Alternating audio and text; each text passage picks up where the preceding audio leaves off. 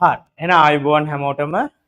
අපි අද පටන් ගන්න යන්නේ 2027 A level batch එකට. ඒ කියන්නේ මාර්තු මාසේ O level ලියපු ඔන්න ඕගොල්ලොන්ට තමයි කොමර්ස් විෂය ධාරාව තෝරාගෙන ඇති ළමයින්ට ව්‍යාපාර අධ්‍යයනය කියන විෂය අද තමයි අපි පටන් ගන්නෙ. හරිද පුතේ?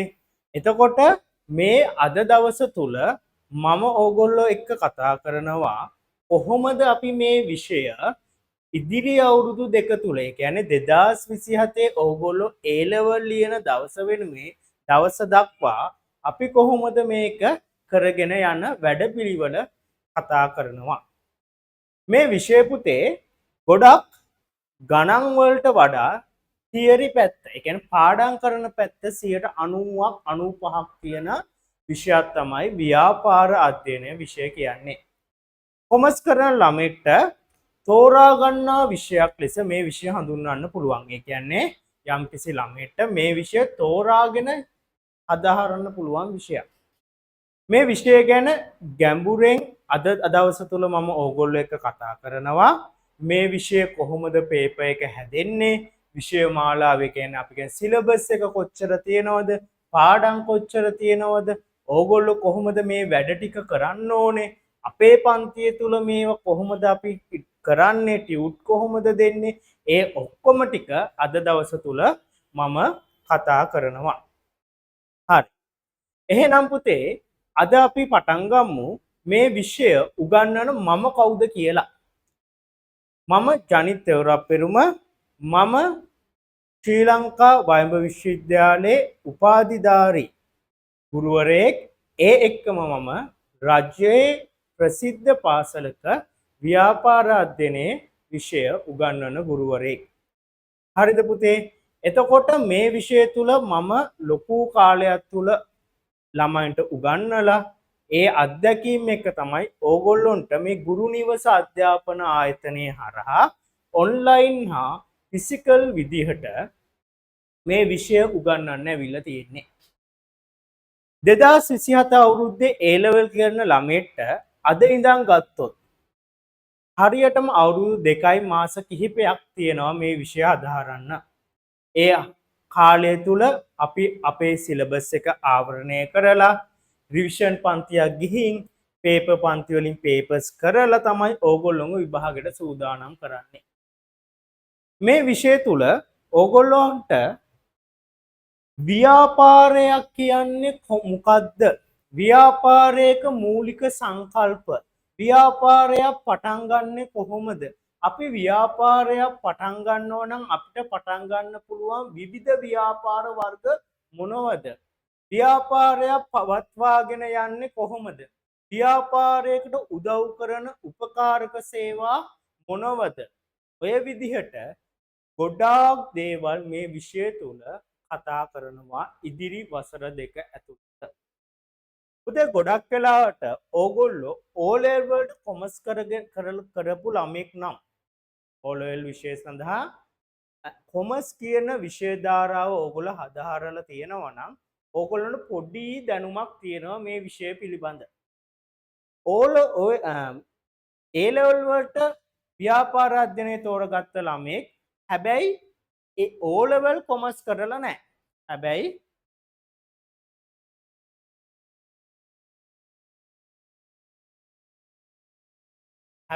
ඒ ළමයා පුතේ O level වාණිජ්‍ය විෂය කරලා නැහැ කියලා හිතන්නකෝ. දැන් එහෙම ළමයෙක් මේ විෂය තෝරගත්තොත් කරගන්න පුළුවන්ද බැරිද?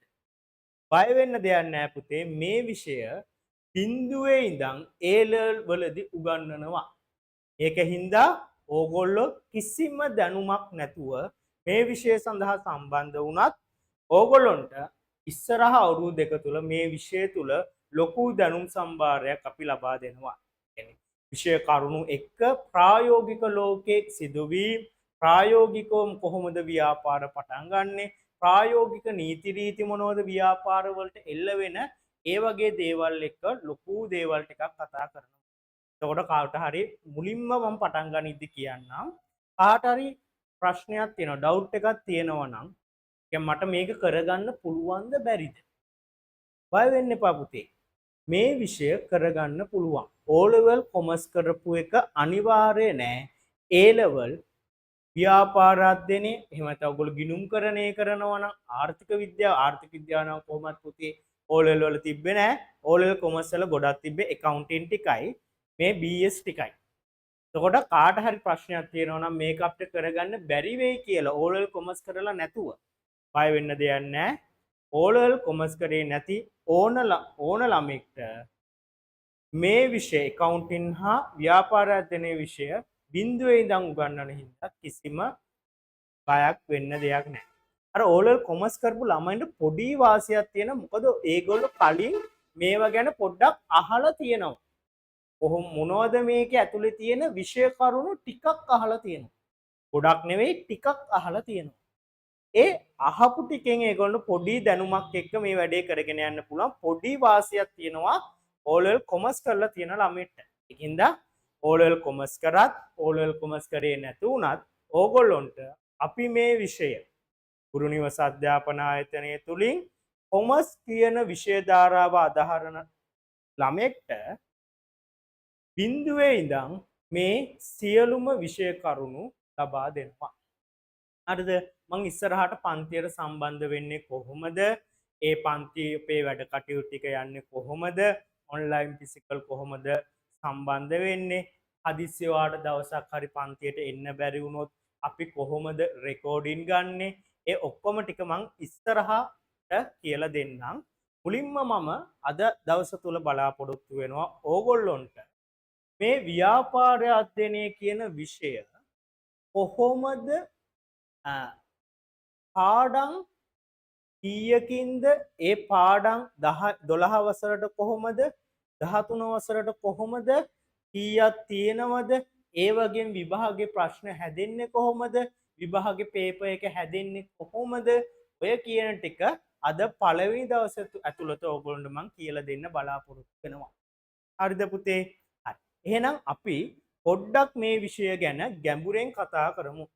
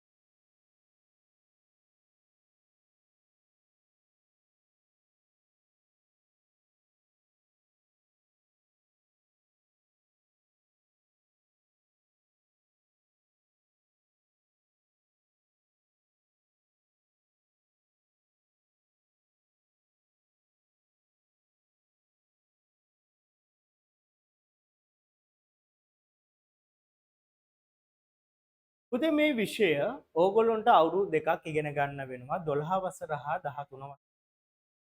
එතකොට ඕගොල්ලොන්ට 12 වසරේ ව්‍යාපාර අධ්‍යයන විෂය පාඩම් 11ක් ඉගෙන ගන්න 12 වසරේ පාඩම් 11ක් ඉගෙන ගන්න වෙනවා. ඕගොල්ලොන්ට 13 වසරේදී පාඩම් 7ක් ඉගෙන ගන්න වෙනවා. පාඩම් කීයක් ඉගෙන ගන්න වෙනවද? 7ක් ඉගෙන ගන්න වෙනවා. එතකොට මේ විෂය සම්පූර්ණයෙන් පුතේ පාඩම් 18කින් සමන්විතලා තියෙනවා. සම්පූර්ණ ඔක්කොම කීයක් තියෙනවද පාඩම්? පාඩම් 18ක් තියෙනවා. පාඩම් 18ක් තියෙනවා. විශේෂයෙන් මේ 12 වසරේදී අපි කතා කරන්නේ අර O level කරපු ළමෙක් නම් දන්නවා. ඒ O level කරපු මාතෘකා ටිකක් තමයි 12 වසරේ කතා කරන්නේ. මොකද්ද ව්‍යාපාරයක් කියන්නේ? මොකද්ද ව්‍යාපාර වර්ග? මොනවද ව්‍යාපාර වර්ග? ව්‍යාපාරයක් පටන් ගන්නෙ කොහොමද?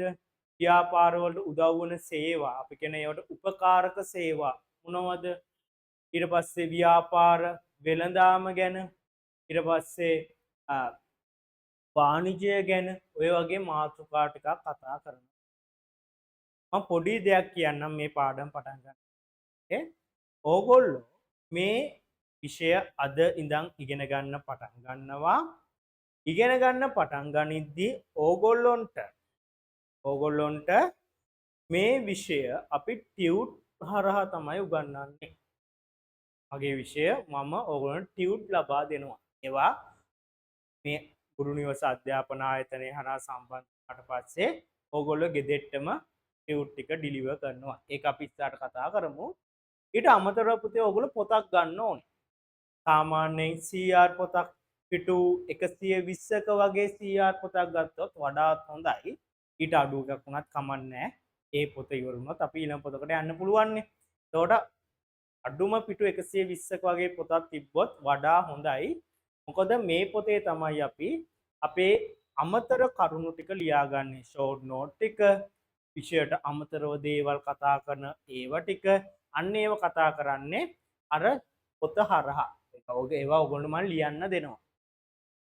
දැන් ඔයගොල්ලෝ ගාව පොතක් තියෙනවා නම් අලුතෙන් ගත්ත පොතක් තියෙනවා. ගොඩක් වෙලා පුතේ CR පොතක් ගන්න පොඩි පොත් ගන්න එපා.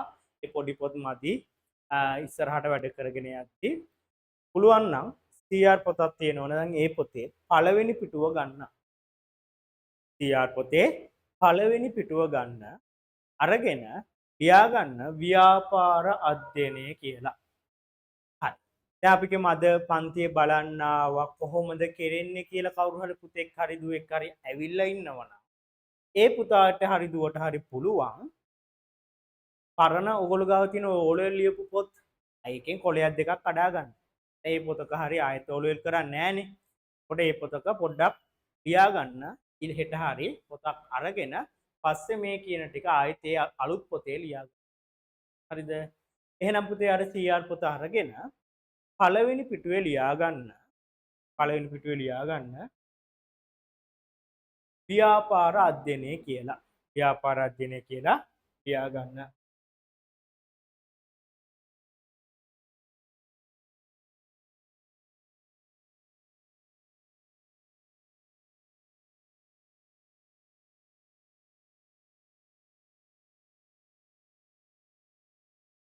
හරිද?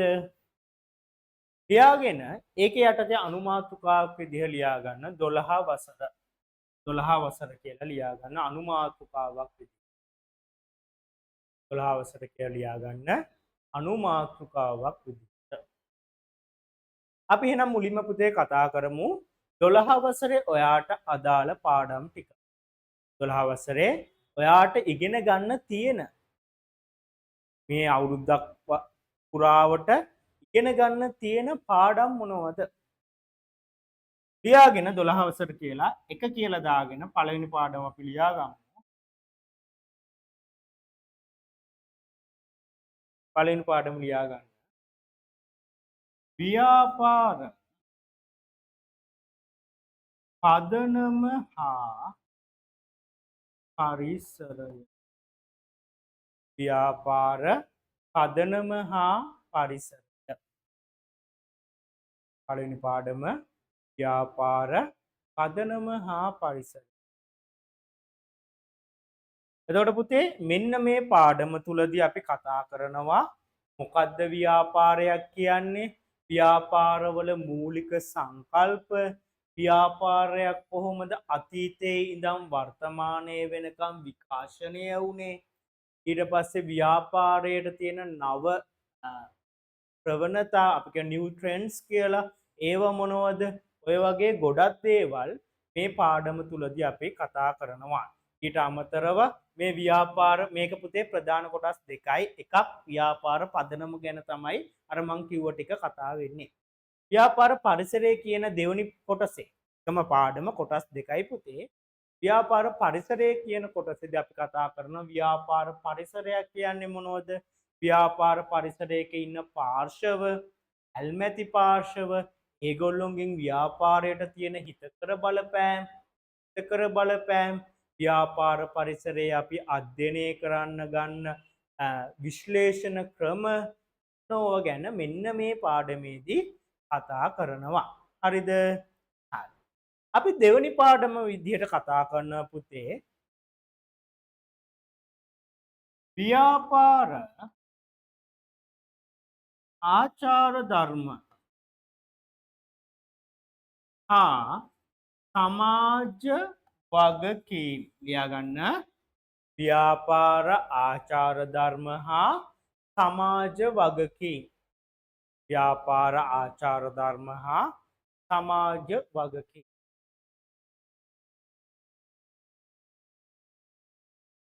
මෙන්න මේ පාඩමේදී තමයි පුතේ මොනවද ව්‍යාපාර කරන ආචාර ධර්ම මොනවද ව්‍යාපාරයක් කරන සමාජ වගකීම් ඔන්න ඔය කියන ප්‍රධාන කොටස් තුන දෙක කියන්නේ ව්‍යාපාරික ආචාර ධර්ම මොනවද ව්‍යාපාරික සමාජ වගකීම් මොනවද හා මේ පාඩම තුල අනිත් ප්‍රධාන කොටස විදිහට අපි කතා කරනවා තිරසාර සංවර්ධනය. ඔය වචනේ ඔයගොල්ලෝ අහලා ඇති කොහේ හරි. මොකද්ද මේ තිරසාර සංවර්ධනය කියන එක අපේ මේ ව්‍යාපාර අධ්‍යයනයේ දෙවනි පාඩමේදී කතා කරනවා. දෙවනි පාඩම පුතේ ප්‍රධාන කොටස් තුනයි. ආචාර ධර්ම ගැන කතා කරනවා, සමාජ වගකීම් ගැන කතා කරනවා, තිරසාර සංවර්ධනය ගැන කතා කරනවා.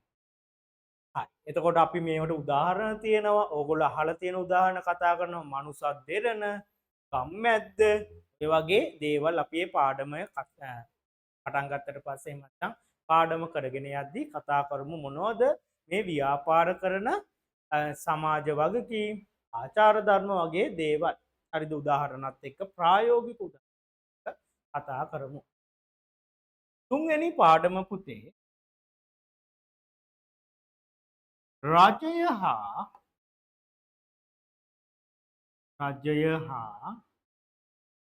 ව්‍යාපාර රජය හා ව්‍යාපාර ඔය සමහර කට්ටිය කියන රජය හා ව්‍යාපාර අතර අන්තර් සම්බන්ධතාවය කියලත් කතා කියනවා. මේ පාඩම එහෙම අර නිශ්චිත මාතෘකාවක් එහෙම හරිම මාතෘකාව කියලා අපි සාමාන්‍ය රජය හා ව්‍යාපාර කියලා කිව්වත් අවුලක් නැහැ. මෙන්න මේ පාඩමේදී තමයි පුතේ අපි රජයක් කොහොමද ව්‍යාපාරවලට බලපෑම් කරන්නේ ඒක පුතේ හොඳ බලපෑමක් වෙන්න පුළුවන් නරක බලපෑමක්. ඒ කියන්නේ හිතකර බලපෑමක් වෙන්න පුළුවන් අහිතකර බලපෑමක් වෙන්න. රජයක් පුතේ අපි කියමු හෙට ඉඳන් රජය ව්‍යාපාර සඳහා VAT බද්ද 105කින් වැඩි කරනවා කියලා නිවුස් එකක් දානවා. ඒක පුතේ ව්‍යාපාර වලට අහිතකර බලපෑම. ඇයි VAT එක වැඩි වුණ ගමන් ව්‍යාපාර වලට ඒ ටැක්ස් එක රජයට ගෙවන්න වෙනවා. එහෙම වුණාම ව්‍යාපාර පාඩු ලබල ව්‍යාපාර කරන්නේ නෑනේ පුතේ. ව්‍යාපාර කරන්නේ ව්‍යාපාරවල භාණ්ඩවල හරි සේවාවල හරි මිල ඉහළ දානවා. මිල ඉහළ දැම්මට පස්සේ මිනිස්සු මිලදී ගන්න දේවල් ඉල්ලුම අඩු වෙනවා. මිල ඉහළ යද්දී ඉල්ලුම අඩු වෙනවා. ඉකොන් වලදී කතා කරනවා. එතකොට අන්න එතකොට ව්‍යාපාර වලට වෙන විකුණුම් ප්‍රමාණය එහෙම නැත්නම් සේල්ස් ටික අඩු වෙනවා. අඩු වුණාම ලාභයත් අඩු වෙනවා. ලාභයක් අඩු වුණාම ව්‍යාපාරය අසාර්ථක වෙන්න පුළුවන්. යම් අවස්ථාවක. එතකොට අපි කොහොමද මේ රජයක් එක්ක ව්‍යාපාර ගනුදෙනු කරන්නේ? කොහොමද වැඩ කටයුතු කරන්නේ කියන දේ මේ පාඩමේදී කතා කරනවා. ඒකේ අනිත් පැත්තක් තියෙනවා පුතේ. ව්‍යාපාර කොහොමද රජයට උදව් කරන්නේ? එහෙනම් ව්‍යාපාර වලින් රජයට වෙන හිතකර අහිතකර බලපෑම් කතා කරනවා. අපි හතරවෙනි පාඩම විදිහට කතා කරන පුතේ ව්‍යාපාර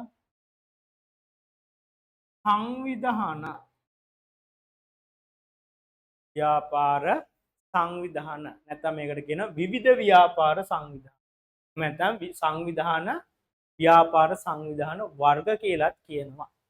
ඔය ලියා ගන්න හතරවෙනි පාඩම ව්‍යාපාර සංවිධාන. මේ පාඩමේදී කතා කරනවා අපි මොනවද පුද්ගලයෙක්ට හරි කිහි පුද්ගලයන් කිහිප දෙනෙක්ට හරි පටන් ගන්න පුළුවන් බිස්නස් වර්ග බිස්නස් ටයිප්ස් කියලා අපි කතා කරනවා.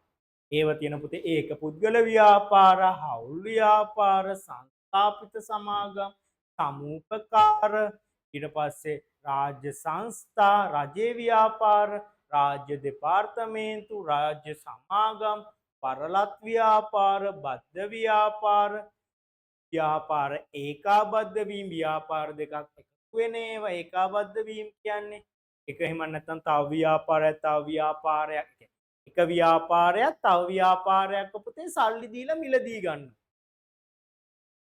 අත්පත් කර ගැනීම ඒවට කියනවා. අන්න ඔය හැම දෙයක් ගැනම මේ පාඩමේදී කතා කරනවා. 12 වසරේ තියෙන පුතේ ටිකක් ලොකු පාඩමක් ව්‍යාපාර සංවිධාන කියන පාඩම. ඔය මම කතා කරන්නේ එක එක ව්‍යාපාර සංවිධාන. ඒ එක එක ව්‍යාපාර සංවිධාන වලට පුතේ එක එක ලක්ෂණ තියෙනවා. ඒවාට ආවේනික උන ලක්ෂණ. ඒකනේ අපි වෙන වෙනම නම් වශයෙන් පැහැදිලි කරේ. ඔක්කොම එකක් නම් එක නමක් කියනවනේ.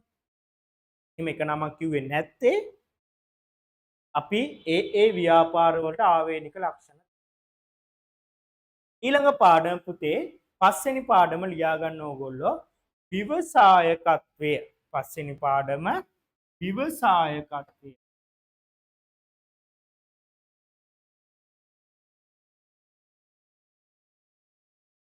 පස්වෙනි පාඩම ලියා ගන්න පුතේ විවසායකත්වය. entrepreneurship. කොහොමද ව්‍යවසායකයෙක් වෙන්නේ? ව්‍යවසායකයෙක්ට තියෙන්න ඕන ලක්ෂණ, ගති ලක්ෂණ. ව්‍යවසායකෙක්ව නිර්මාණය කරන්න පුළුවන්ද නැත්නම් උප්පත්තියෙන් එන කුසලතා මත ව්‍යවසායකෙක් හැදෙනවද? ඔන්න ඕක ලෝකේ තියෙන ප්‍රශ්නයක්. අපි ඒක ගැන කතා කරනවා මේ පාඩම තුල. එතකොට ව්‍යවසායකයෙක් වෙන්න ඔයාට කැමැත්තක් තියෙනවා නම් ව්‍යවසායකයෙක් වෙන්න ඔයා ඒ පිළිබඳ කරන්න ඕන ප්‍රායෝගික වැඩ මොනවද? අධ්‍යාපනය ලබා ගන්න ඕනේ. කොහොමද? ඒව ගැන කතා කරනවා මෙන්න මේ පාඩමේදී. ව්‍යවසායකත්වය ගැන. මේක පුතේ දැන් ලංකාවටත් වෙල ඕන ව්‍යවසායකයෝනේ. ලංකාවේ තියෙන තත්ත්වෙන් ගොඩ ගන්න ගොඩක් කට්ටිය කියන ව්‍යවසායකයෝ කිහිප දෙනෙක් හොඳ ව්‍යවසායකයෝ කිහිප දෙනෙක් ලංකාවෙන් බිහි වෙන්න ඕනේ කියලා. එතකොට ඒ අතරින් එක්කෙනෙක් වීමට ඔයාටත් අවස්ථාවක් තියෙනවා මේ පාඩම ඉගෙන ගත්තට පස්සේ. ඔයාට ඒ හැකියාව කුසලතා ටික තියෙනවනම්, ඔයාට ඒ ගති ලක්ෂණ ටික තියෙනවනම්, ඔයත් උනන්දු වුණොත් ව්‍යවසායකෙක් වෙන්න බැරි කමක් නැහැ. පැහැදිලිද? අන්න ඒ පාඩමේදී අපි මේක ගොඩාක් ඉන්ට්‍රස්ට් පාඩමක් පුතේ. ඔයගොල්ලෝ ආසාවෙන් ඉගෙන ගන්න පාඩමක්. ගොඩාක් උදාහරණ තියෙනවා. අපි ලෝකේ උදාහරණ ගන්නවා. කොහොමද අපේ Facebook නිර්මාතෘවරයා බිහි වුණේ? ඊට පස්සේ ඔය වගේ කට්ටිය ගැන කතා කරනවා. ප්‍රායෝගික උදාහරණ අරගෙන ඒ පාඩම ලස්සන පාඩමක්. අපි මේ පාඩමේදී හරි ලස්සනට මේ පාඩම කතා කරනවා. අපේ පුතේ 6 වෙනි පාඩම. අපේ 6 වෙනි පාඩම සුළු හා මධ්‍ය පරිමාණ ව්‍යාපාර. සුළු හා මධ්‍ය පරිමාණ ව්‍යාපාර. ඒ පොඩි පොඩි ව්‍යාපාර වෙන්නේ කොහොමද? ව්‍යාපාරය පටන් ගත්තට පස්සේ ව්‍යාපාරයක සුළු හා මධ්‍ය පරිමාණ ව්‍යාපාරයක්ද නැත්නම් මහ පරිමාණ ව්‍යාපාරයක්ද? කොහොමද අපි මේක වෙන් කරගන්නේ? නිර්ණායක මොනවද? සුළු හා මධ්‍ය පරිමාණ ව්‍යාපාර වලට තියෙන අසාර්ථක වීමට බලපෑන හේතු මොනවද? සාර්ථක වුණොත් සුළු හා මධ්‍ය පරිමාණ ව්‍යාපාරයක් කොහොමද සාර්ථක වෙන්නේ? ඔය වගේ ගොඩාක් කරුණු ගැන මේ පාඩමේදී කතා කරනවා. අපේ පුතේ 7 වෙනි පාඩම මුදල් හා මූල්‍ය ආයතන.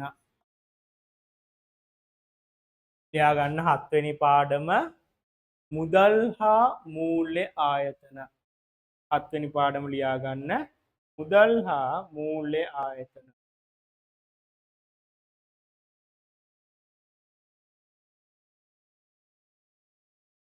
හත්වෙනි පාඩම මුදල් හා මූල්‍ය ආයතන. මෙන්න මේ පාඩමේදී මුදල් කියන්නේ මොකක්ද? මුදල් හුවමාරු මාධ්‍යයක් විදියට පාවිච්චි කරන්නේ කොහොමද? මුදලේ කාර්යයන් මොනවද?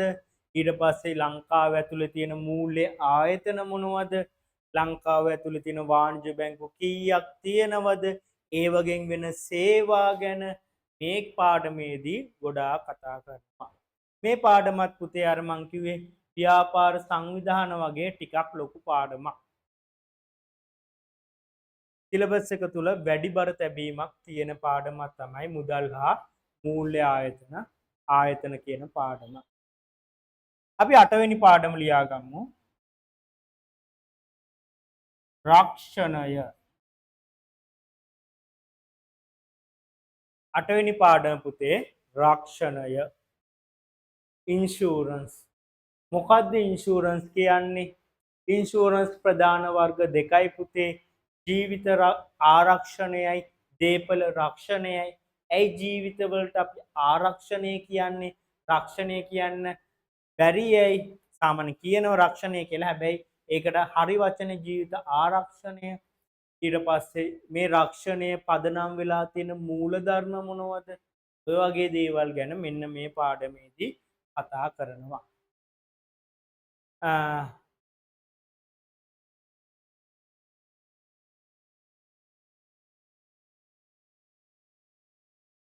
ඊට පස්සේ අපි කතා කරමු පුතේ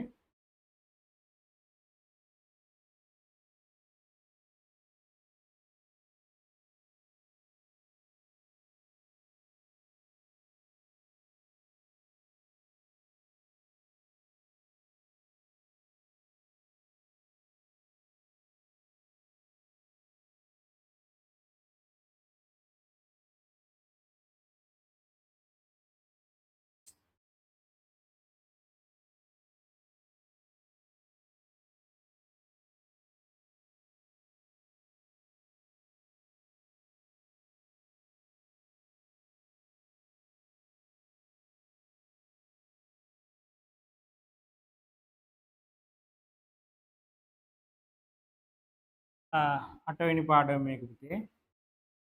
9 වෙනි පාඩම අපේ sannivedanaය. 9 වෙනි පාඩම ලියා ගන්න sannivedanaය. 9 වෙනි පාඩම sannivedanaය. communication.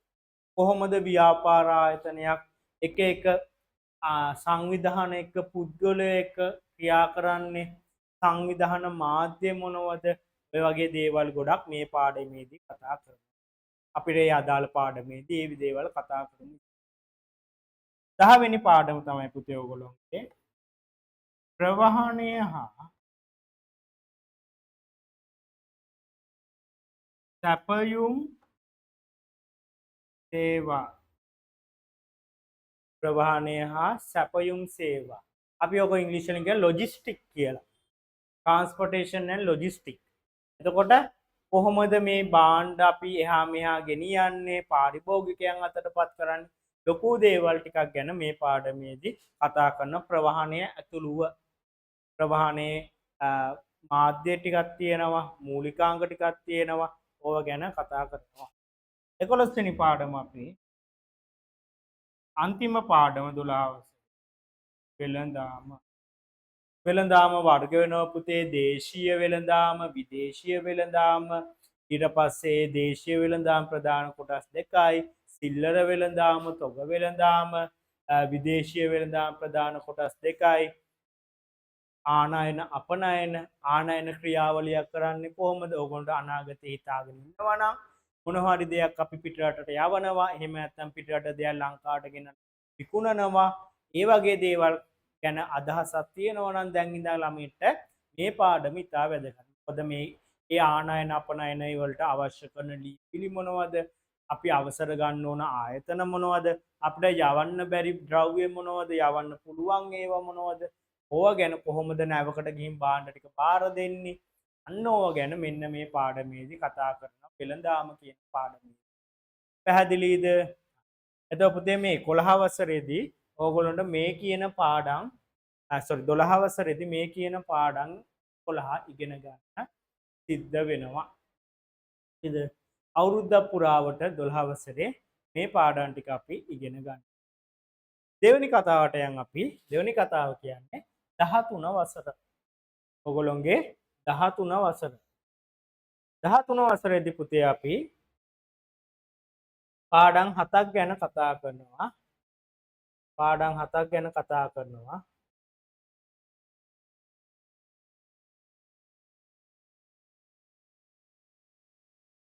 13 වසරේ පාඩම් 7ක් ගැන කතා කරනවා. ඕගොල්ලෝ අර පොතේ දැන් 12 වසරේ පාඩම් 11 ලිව්වනේ පුතේ.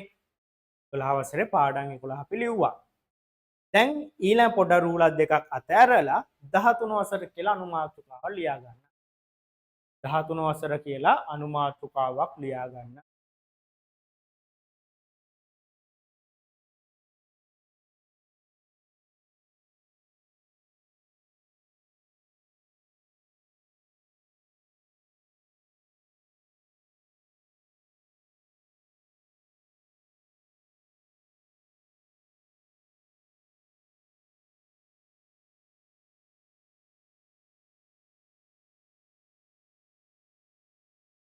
හරිද?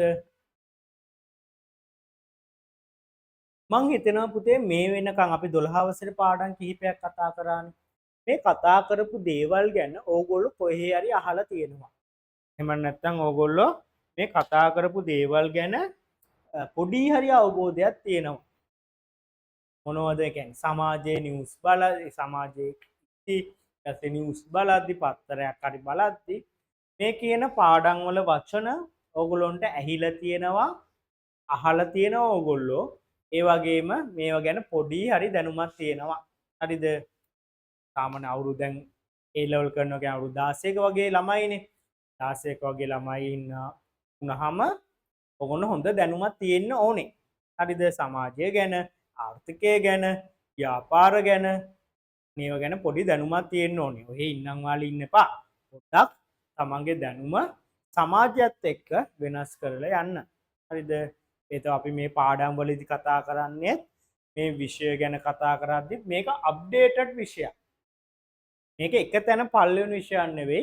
අලුත් දේවල් හැමදාම මේ විෂයට එකතු වෙනවා.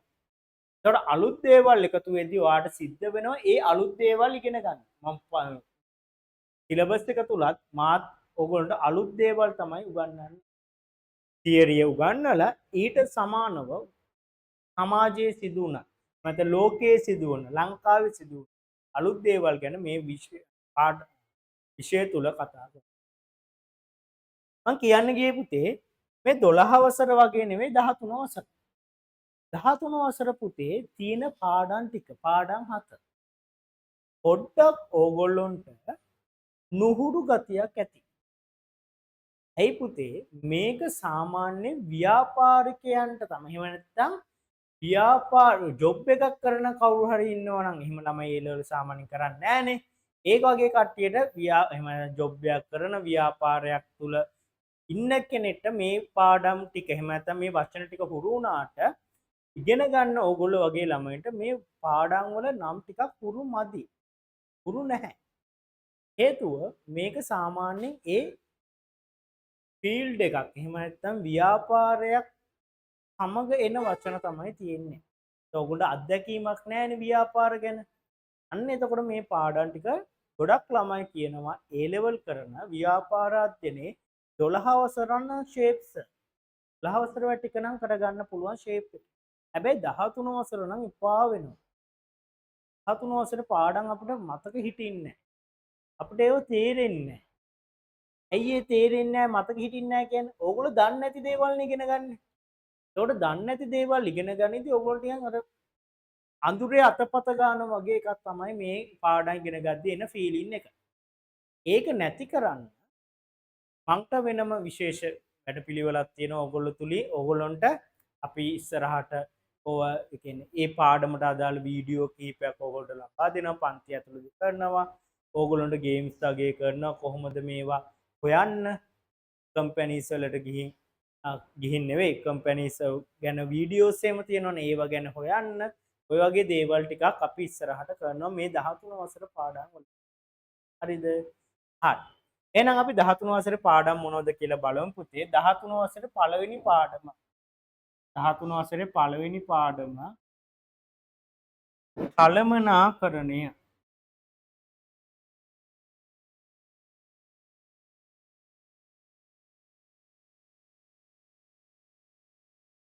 කළමනාකරණය පළවෙනි පාඩම. දෙවනි පාඩම මෙහෙයුම්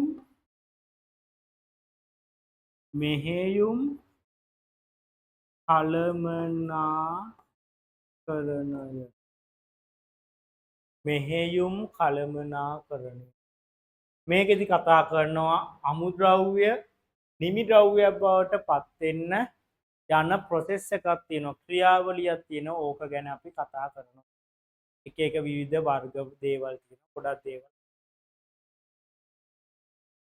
ඊළඟ පාඩම පුතේ අලෙවිකරණය.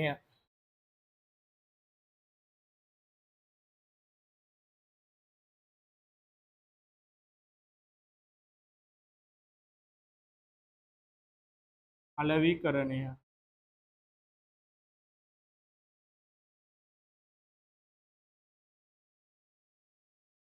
අලෙවිකරණය. ඕකට පුතේ කියනවා අලෙවි කළමනාකරණය කියලාත් කියනවා සමහර කටේ ප්‍රශ්නයක් නැහැ. දෙකම එකක් ගැන තමයි කතා කරන්නේ. අලෙවිකරණය හා අලෙවි කළමනාකරණය කියන පාඩම.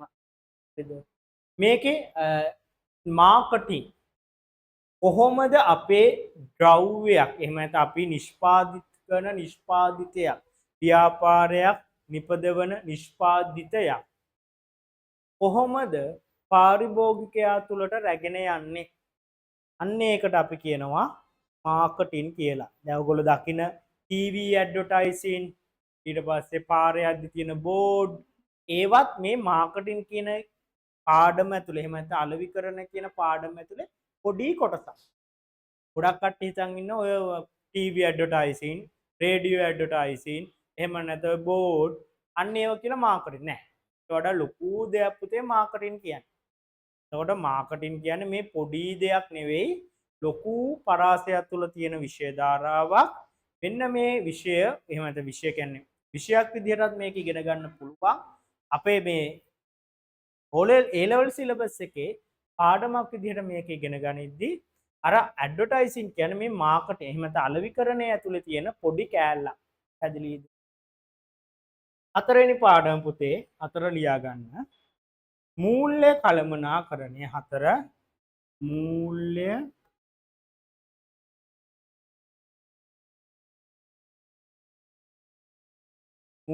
කළමනාකරණය. මූල්‍ය කළමනාකරණය. මේකෙදි කතා කරන පුතේ ව්‍යාපාරයකට වැදගත්ම දේ තමයි මේ මූල්‍ය කියන මූල්‍ය සල්ලි. අන්න මේ සල්ලි ටික ව්‍යාපාරයේ තියෙන කොහොමද නිවැරදි ආකාරයට කළමනාකරණය කරන්නේ? සරලවම ඒක. සල්ලි ටික කොහොම නිවැරදි ආකාරයට කළමනාකරණය කරන්නේ? සල්ලි නැත්තම් සල්ලි හොයාගන්න ක්‍රම, හොයාගත්ත සල්ලි වියදම් කරන ක්‍රම අන්න ඒවා ගැන මෙන්න මේ පාඩමේදී කතා කරනවා. ඊළඟ පුතේ මානව සම්පත් කළමනාකරණය පහ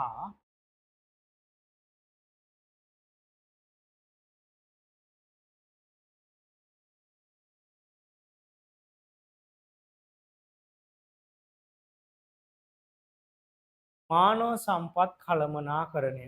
ඔක ඉංග්‍රීසි වචන නම් ඔයගොල්ලෝ අහලා තියෙන Human Resources Management HRM Human Resources Management. මේකෙදි පුතේ කතා කරනවා ව්‍යාපාරය තුල ඉන්න මානව සම්පත ගානක සේවකයෝ.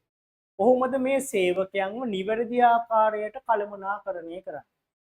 ඒ වගේම සේවකයෙක් බඳවා ගැනීමේ සිට සේවකෙක්ව සේවයෙන් අයින් කරන එහෙම එයා අස්වෙන දවස වෙනකම් කොහොමද ප්‍රොසෙස් එක එහෙම නැත්නම් ක්‍රියාවලිය කොහොමද ඒව ගැන මේ පාඩමේදී කතා කරනවා. ඒගොල්ලෝ කොහොමද අභිප්‍රේරණය කරන්නේ? ඒගොල්ලෝ සතුටින් කොහොමද ඒගොල්ලෝගෙන් වැඩ ගන්නෙ?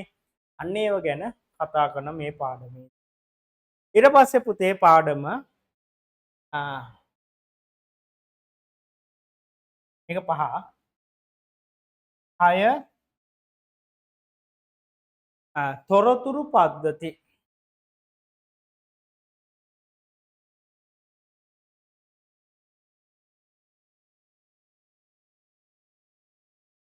ඉන්ෆර්මේෂන් සිස්ටම් මේක පොඩ්ඩක් අර IT පැත්තෙන් කතා කරනවා. IT වගේ දේවල් කොහොමද ව්‍යාපාරයකට බලපාන්නේ? එහෙම නැත්නම් ව්‍යාපාරයකට IT වගේ දේවල් කොහොමද අපි ප්‍රායෝගිකව යොදව ගන්න ගැන පාඩමේදී කතා කරනවා. අන්තිම පාඩම ඔයගොල්ලෝ 7 වෙනි පාඩම 13 වසරේ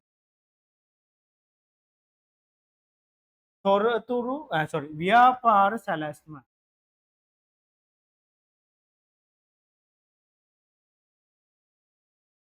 බිස්නස් ප්ලෑන් ව්‍යාපාර සැලැස්ම. මේ පාඩම කරනවා කියන්නේ ඕගොල්ලෝ විභාගෙට ඔන්න මෙන්න නේ අඩුම මාස 3-4ක් ලං වෙලා විභාගෙට. එතකොට මේ පාඩම ඕගොල්ලෝ ඉගෙන ගන්න කාලෙ වෙද්දි තව අවුරුදු 2කින් වගේ තමයි ඕගොල්ලෝ මේ පාඩම ඉගෙන ගන්න. එතකොට ඕගොල්ලෝ තමයි විභාගෙට ඉන්න ළඟම බැච් එක. හරිද? එතකොට පොඩි අභිමානයක් නේ විභාග ලියනවා කියන්නේ. ආසයිනි විභාග ලියන්න ළමයි මම දන්නවා. අත්‍ය ආසයිනි. අය කියන්නේ ආසාවෙන් තමයි මේ පාඩම් එහෙම ඉගෙන ගන්න අන්තිම කාලේ. මාට සතුටින් hina වෙලා එහෙම තමයි මේ පාඩම් ඉගෙන ගන්න. ඇයි ළඟයිනේ විභාගෙට. එතකොට මේ පාඩමේදී කතා කරන්න කොහොමද අපි ව්‍යාපාරයක් පටන් ගන්න යනවනම් සැලැස්ම හදන්නේ. සැලසුම් වර්ග කිහිපයක් තියෙනවා. ඒ සැලසුම් වර්ග ගැන මේ පාඩමේදී කතා කරනවා. හරිද? ඔන්න ඕක තමයි මේ ටික තමයි ඕගොල්ලොන්ගේ පාඩම් 18 ව්‍යාපාර අධ්‍යයනයේ විෂය තුල A level business studies විෂය. කාට හරි ප්‍රශ්නයක් තියෙනවා නම් මේ පාඩම් ටිකෙන් මොකක් හරි දෙයක් ගැන මම විනාඩියක් දෙකක් දෙන්නම්. අපේ Zoom එකේ මැසේජ් එකක් දාන්න නැත්නම් මයික් එක ඔන් කරලා කතා කරන්න. මොන හරි ප්‍රශ්නයක් තියෙනවා නම් විනාඩි දෙකක් තුනක් දෙන්නම් පුතේ.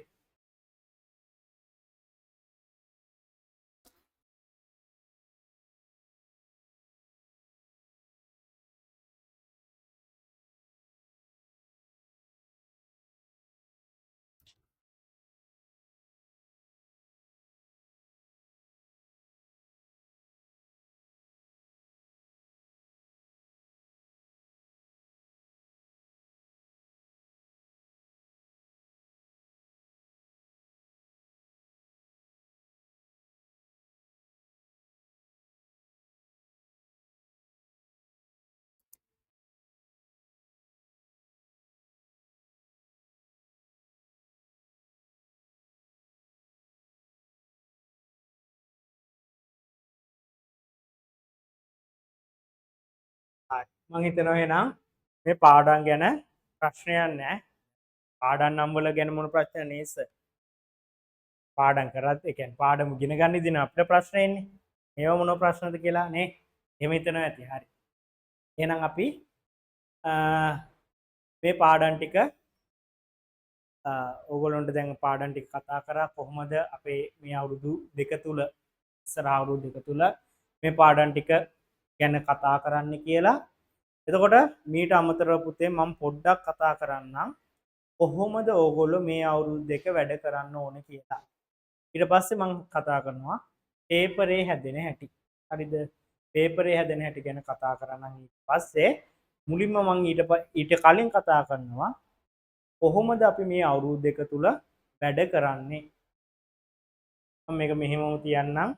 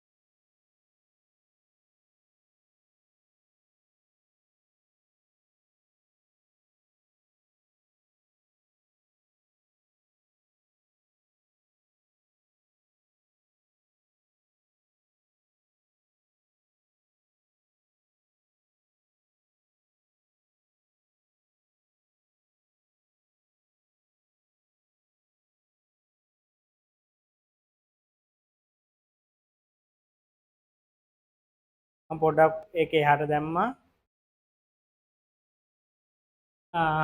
එහෙනම් අපි කතා කරමු පුතේ කොහොමද අපි මේ අවුරුදු දෙකේ වැඩ ටික කරන්නේ. දැන් මම පොඩ්ඩක් ඕගොල්ලන්ට මගේ විෂය හා ඔයගොල්ලෝ A level කරන ඉතුරු විෂයන් දෙක කවුන්ටින් හා අනිත් විෂය ගැන පොඩ්ඩක් පොඩි හැඳින්වීමක් නැතුව කොහොමද මේ ටික වැඩ ටික කරගන්න ඕනේ කියලා කියන්නම්. ගොඩක් කතා කරා මම මගේ විෂය ගැන කොහොමද වෙන්න ඕනේ කියලා කතා කරන්න. උදේ සාමාන්‍යයෙන් ඕගොල්ලෝ 2027 බැච් එකනේ. ඕගොල්ලෝ තමයි 2027 A level ලියන් ඉන්න බැච් එක. අද පුතේ 2025. මේ අවුරුද්ද 2025නේ. හතරවෙනි මාස වුණා. අපි කියමු 2025 පස්වෙනි මාසෙ කියලා. දවස් කිහිපයකින් පස්වෙනි මාසෙනේ. අපි කියමු 2025 පස්වෙනි මාසෙ.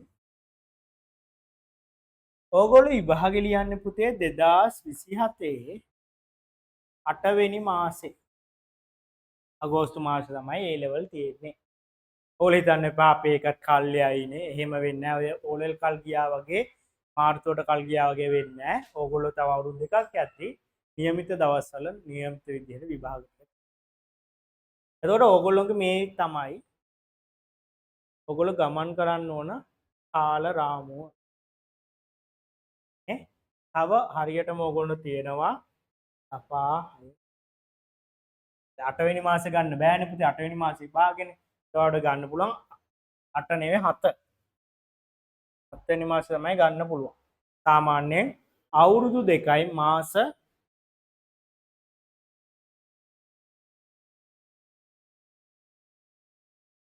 3ක වගේ කාලයක් තමයි ඔයගොල්ලන්ට තියෙන්නේ. දැන් අපි මේක සති වලින් ගත්තොත් සති අවුරුද්දට සති 50ක් කියලා ගත්තොත් 50යි මෙතන 50යි 100යි මෙතන 12යි සති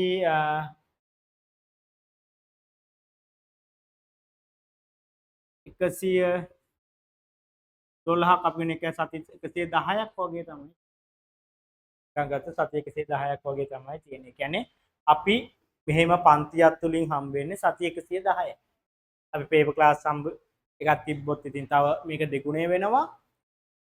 පේපර් ක්ලාස් එකක් තියෙනවා. බය වෙන්න එපා. ඒක මම ඉස්සර කතා කරන්නම් පන්ති වැඩපිළිවෙල ගැන.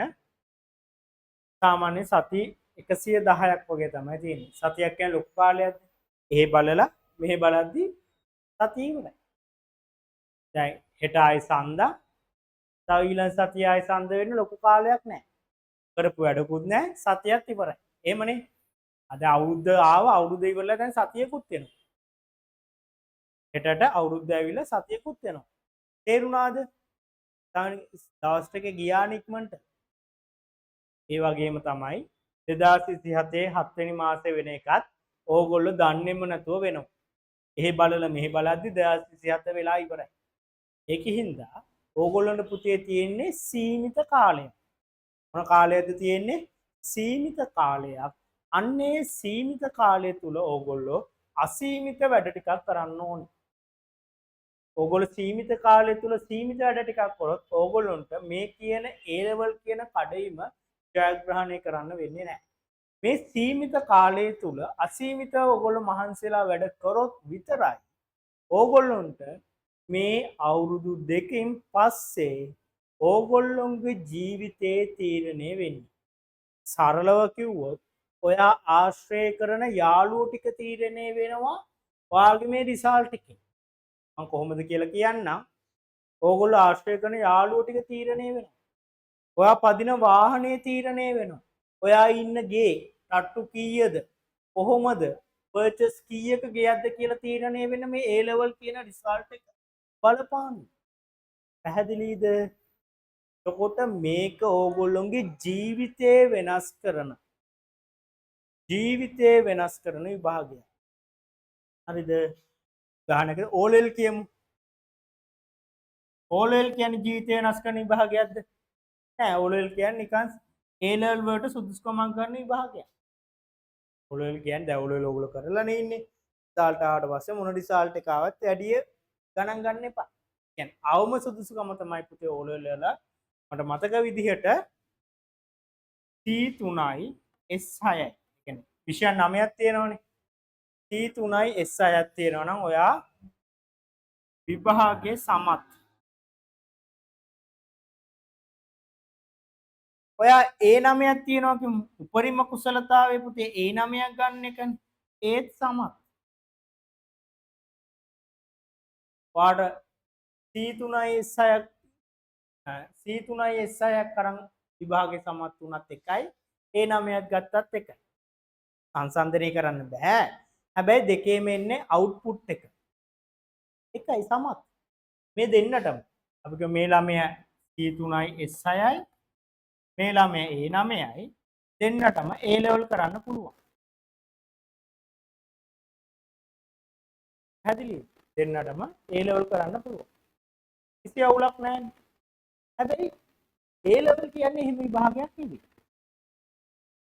A level කියන්නේ ඔයාගේ ජීවිතේ තීරණය කරන විභාගය. ඔයා A level A3ක් ගත්ත කියමු. A3ක් ගන්නවා A level මම මේ කොමර්ස් විෂය ධාරාව ගැන කතා කරන්නේ. අනිත් විෂයන් වලට මේක පොදුයි ඉතින්. ඔයා A3ක් ගත්තොත් ඔයාට රජයේ විශ්වවිද්‍යාලයකට යන්න පුළුවන්.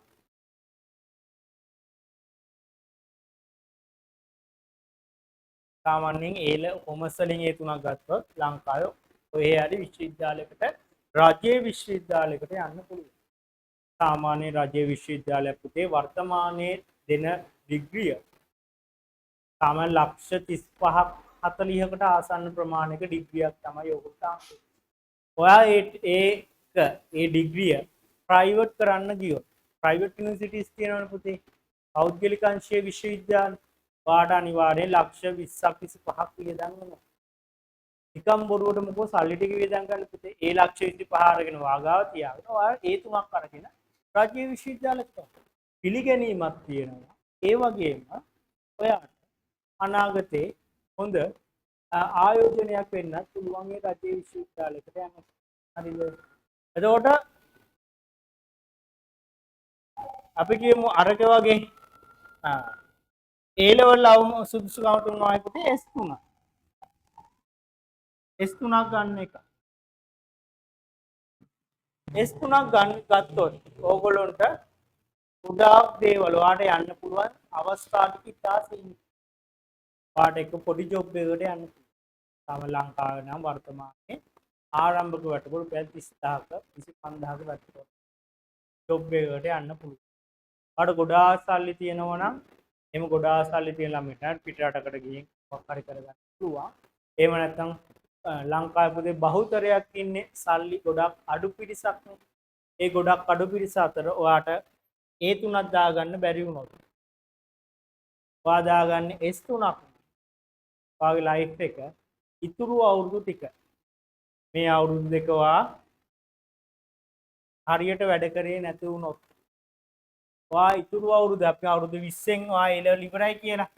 අවුරුදු 20න් A level ඉවරයි. ඔයා ජීවත් වෙනවා කියමු අවුරුදු 60ක්. වයස 60 වෙනකම්. වයස 20 දී A level ඉවරයි. වයස 60 වෙනකම් ඔයා ජීවත් වෙනවා නම් ඉතුරු අවුරුදු 40ක් පාට දුක් විඳ විඳ තමයි ජීවත් වෙන්නේ. පොඩි ජොබ් එකකින් ඔය ආස කරන කෑමක් කන්න බෑ. ආස කරන වාහනයක් ගන්න වෙන්නේ නැහැ. ඔයාට ලයිෆ් එක නිකන් ඇත්තටම කර්මයක් වෙනවා. ඔයා මේ අවුරුදු දෙක හරියට වැඩ කරගෙන නැහැ. පැහැදිලිද? ඕගොල්ලන්ට ඔප්ෂන් දෙකක් තියෙනවා. මේ දෙකේ ආතල් දාලා මේ අවුරුදු 40 මේ අවුරුදු දෙකේ ආතල් දාලා මේ අවුරුදු 40 දුක් විඳින්න පුළුවන්. ඒ පළවෙනි ඔප්ෂන්. අවුරුදු දෙකක් ආතල් දාලා අවුරුදු 40ක් කට්ටක් කන්න පුළුවන්. ඒ සෙකන්ඩ් ඔප්ෂන් එක තමයි. දෙවෙනි ඔප්ෂන් එක තමයි ඔයාට මේ අවුරුදු දෙක කට්ට කාලා මේ අවුරුදු දෙක ඔයා හොඳටම කට්ට කෑවා. මේ අවුරුදු 40 ඔයාට ආතල් එකේ ජීවත් වෙන්න. ඒ වචනෙන් කියන්නේ ආතල් එකේ ඉන්න. අපේ ඉන්න පුළුවන් හොඳ ගේක, හොඳ වාහනයක, හොඳ ජොබ් එකක්, බිස්නස් එකක් කරොත් හොඳ ජීවිතයට බිස්නස් කියන එක නම් පුතේ පොඩ්ඩක් වෙනස් වෙනවා. විභාගයේ ලොකුවට බලපෑමක් වෙන්නේ නැහැ. බිස්නස් එක පටන් ගන්න කෙනෙක්ට එයාගේ කැපවීම හා එයාට තියෙන දක්ෂතාව මත තමයි බිස්නස් එකක් දිනන්නේ. හැබැයි බිස්නස් එකක් කරන කෙනෙක් උනත් A3ක් දාලා තිබ්බොත් අර S3ක් දාලා බිස්නස් එක කරන එක්කනට වඩා සාර්ථක වීමේ ප්‍රවණතාවය වැඩියෙන් තියෙනවා. මම ඒකට හොඳම උදාහරණයක් ඔයගොල්ලන්ට කියන්නම්. මේ ළඟදී මිලියන 10 YouTube එකේ වයිල්ඩ් කුක්බුක් කියන තරුණ එයාව දන්නවනේ. අත් කියන්නේ තරුණයා. අර උයන තරුණයා. අන්න එයාගේ ඉන්ටර්විව් එකක් තිබ්බා මම බැලුවා. එයා කියනවා මම ඉගෙන ගත්තේ නැහැ. ගොඩක් අය එයා A level මට මතක හැටියට A level කරේ නැහැ කියලා කියනවා. එයා අදටත් දුක්නේ. එයා ලොකු achievement එකක් කරලා තියෙන දැන්. ලංකාව ඇතුළේ වැඩිම YouTube subscribe ප්‍රමාණයක් ඉන්නේ එයාට. ලොකු achievement එකක්. එයා ලං වෙන්නත් ලොකු gap එකක් තියෙනවද කොහෙද දෙවනියට. එතකොට එච්චර දෙයක් කරපු එක්කෙනෙක්කුත් කියනවා. එයා වර්තමානයේ ඊට මාස කිහිපයකට කලින් කොළඹ ලොකු හොටෙල් එකක් ආරම්භ කරා, බිස්නස් එකක් කරා, බිස්නස් එක පටන් ගත්තා. එයා කියනවා මම A level එහෙම නැත්නම් ඉගෙන ගන්න බැරි වුණ එක මට දැන් තේරෙනවා කියලා. දැන් එයා ගොඩක් දුක් වෙනවා එයාට ඉගෙන ගන්න බැරි වුණ එක. බලන්න පුතේ. එයාට කියන්න පුළුවන් මං ඉගෙන ගත්තේ නෑ. මම O level විතරයි කරේ. මම දැන් මං O level කරු A level කරපු නැති කෙනෙක් තමයි දැන් ලංකාවේ ලොකුම YouTube එකේ සබ්ස්ක්‍රයිබ්ලා කට්ටියක් ඉන්නේ. අන්නේ විදිහේ අර කියන්න පුළුවන්. හැබැයි එයා කියනවා එයාට තේරෙනවා එයා ඉගෙන ගත්තේ නැති එකේ දුර්වලතාවය එයාගේ ගමනට බාධාවක් වුණා කියලා. එයා හොඳට ඉගෙනගෙන තිබුණා. ඒකයි එයා කියනවා එයාගේ ආර්ථික ප්‍රශ්නත් එක්ක එයාට ඉගෙන ගන්න බැරි වුණේ කියලා. හැබැයි ඕගොල්ලොන්ට මම හිතනවා ඉච්ඡර ආර්ථික ප්‍රශ්න නැති වෙනවා නැති ළමයි පිරිසක් ඕගොල්ලෝ එයාට ඒක ඒ කියන්නේ මගහැරුණා කියලා තමයි කියන්නේ. යානියා ආසාවෙන් හිටිය ඉගෙන ගන්නවා. ඒක හැබැයි එයාට මගහැරුණා ඒක. ඒකින්ද එයා කියන එයා හදිස්සියවත් එයා ඒ ඉගෙනගෙන තිබ්බනම් අද ඉන්න තත්ත්වයට වඩා තව පියවර කිහිපයක් එයා ඉස්සරහින් ඉන්නේ. බලන්න පුතේ ඉගෙන ගන්න එකේ වටිනාකම. ඉගෙන ගන්න බැරු උන කෙනෙක්ට තමයි ඒකේ වටිනාකම තියෙන්නේ. ඉතින් මාත් කියන්නේ ඕගොල්ලෝ ඉගෙන ගන්න බැරි වුණොත් ඕගොල්ලන්ට මේ අවුරුදු දෙකේ ඕගොල්ලෝ පිස්සු කෙලියෝ ආතල් දදා හිටියෝ වාට මේ අවුරුදු දෙක ගැන තුරු අවුරුදු 40 දුක් වෙන්න වෙනවා. හරිද? මේ අවුරුදු 40 ගැන සතුටෙන් ඉන්නවාට ආසන කැමති වාහනේ පදින්න ආසන කැමති ට්‍රිප් එකක් යන්න පිටරටක ට්‍රිප් එකක් යන්න එහෙම පොඩ්ඩක් හොඳ ලයිෆ් ස්ටයිල් එකක් ගෙවන්න කැමති නම් ඉගෙන ගන්න බලන්න. හරිද? ඉගෙනගෙන හොඳ රැකියාවක් කරන්න පුළුවන්. ඊට පස්සේ බිස්නස් එකක් කරන්න පුළුවන්. ඔබ දැනුම තියෙනවනේ පුතේ. කාට වුණත් දැනුම හොරකම් කරන්න බෑනේ. වාට බින්දුවට වැටුණා. වා මොකක් කරලා බින්දුවට වැටුණා. ඔයා ඉගෙනගෙන තියෙන ළමෙක් නම් වාට දැනුම තියෙන ළමෙක්. වාට ආයෙත් නැගිටින්න පුළුවන් පරණ හිටපු තත්ත්වෙ. හැබැයි ඔයා ඉගෙනගෙන නැත්නම් ඒ කඩා වැටීම තමයි වාට නැවත රිකවර් වෙන්න බෑ. කියන එක තේරුණානේ? හරි. එතකොට කියන්න තියෙන්නේ මෙච්චරයි. මේ අවුරුදු දෙක සති 110 මහන්සිලා වැඩ කරන්න, පාඩම් කරන්න. මේක මැරතන් එකක්. ඒක කොහොමද යන්න ඕනේ කියලා මම ඉස්සරහට කියන්නම්. එතකොට දැන් ඉඳන්ම ඔළුවට ගන්න. O level result එක මොනවා වුණත් ඔයාට අවම සුදුසුකම තිබ්බත් උපරිම සුදුසුකම තිබ්බත් ඔයා මේ අවුරුදු දෙක මහන්සි වුනේ නැත්නම් ඔයාගේ ජීවිතේ ඒ අවුරුදු දෙක මත තීරණය වෙනවා. සමහර ළමයි ඉන්න පොතේ O level A9ක් කරන් A level fail වෙලා දැන් අර අවුරුදු 40 දුක්. O level නෙවෙයි ඔයාගේ ජීවිතේ තීරණය කරන කඩින් විභාග A level විභාගය. එතකොට දැන් ඔයගොල්ලෝ හිතනවා O level තමයි හොඳ මේක කරපු මේක තමයි අමාරු මේක. O level වලට වඩා 20 ගුණයක් 30 ගුණයක් අමාරුයි පුතේ A level. හරිද? O level වලට වඩා 20 ගුණයක් 30 ගුණයක් අමාරුයි. අයි කිරීමක් නෙවෙයි කරන්නේ. වැඩේ කරමු. හැබැයි O level මෙහෙම කියන්න පුළුවන්. මට අනුව A level හරියට කරොත් O level අමාරුයි. එහෙමයි කියන්නේ. O level පුතේ ඔයා විෂයන් කීයක් ඉගෙන ගන්නවද? විෂයන් 9ක්. එකිනෙකට විෂයන් 9 ඉතිහාසය කියයි, සමාජ අධ්‍යයනය කියයි, සෞඛ්‍යය කියයි, ගණිතය කියයි, ඉංග්‍රීසි කියයි, කොමර්ස් කියයි. එකිනෙකට වෙනස් විෂයන් 9ක්. හැබැයි ඒ ලෙවල් වල ඔයාට ඉගෙන ගන්න වෙන විෂයන් 3යි. විෂයන් 3යි. මේ විෂයන් 3 හරියට කරොත් ඔයාට ලිමිටඩ් විෂයන් ටිකක්නේ තියෙන්නේ. අර විෂයන් 9 වැඩිනේ පුතේ.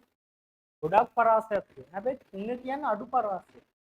සමහර පාඩම් වලදී ඒ පාඩම් ආර්ථික විද්‍යාව කොටස BS වල උගන්වන්න පුළුවන්. BS වල කොටසක් accounts වල උගන්වන්න පුළුවන්. හරිද? එතකොට පොඩ්ඩක් ළඟින් යන විෂයන් 3ක්. ඒතකොට මේක වැඩක් කරන්න ඔයාට උනන්දුවක් තියෙනවා නම් කරගන්න පුළුවන්. බැරි කමක් නැහැ. මෙතන ඔයා මොන රිසල්ට් එක ගත්තා? මේකේ ඒ රිසල්ට් එක බලපාන්නේ නැහැ. මේකෙදි බලපානවා කැපවීමයි ඔයාට ඒ දේ ගැන තියෙන විශ්වාසයයි විතරයි. ඒ දේ හරියට කරමු. ඒ දේ හරියට කරොත් ඔයාට ඉස්සරහට ගමනක් වේ. හරිද?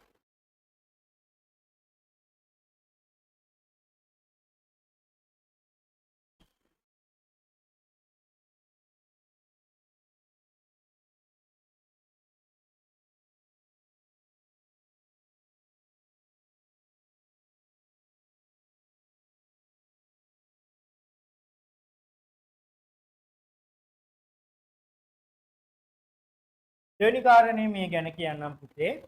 මේක ඕගොල්ලොන්ගේ ජර්නි එකක්. චාරිකාවක් වගේ එකක්. මම කියනවා මම සාමාන්‍ය මගේ ළමයින්ට කියන්නේ මේක මීටර් 100 රේස් එකක් නෙවෙයි.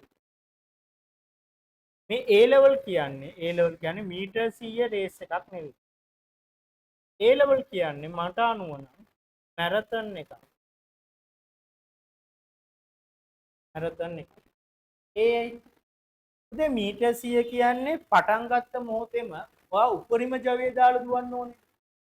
පටන් ගත්තේ අප්පරේම උපරිම ජවය දාන්න බැරි වුණොත් ඔයාට ඉවර කරගන්න පුළුවන්. 1 2 3 වෙන්න බෑ. කියන්නේ වෙඩි මේකන්නේ තියන්නේ. ඒ සද්ද ඇහෙනවත් එක්කම උපරිම ජවය දාලා දුවන්න. හැබැයි මැරතන් එක එහෙම නෙමෙයි.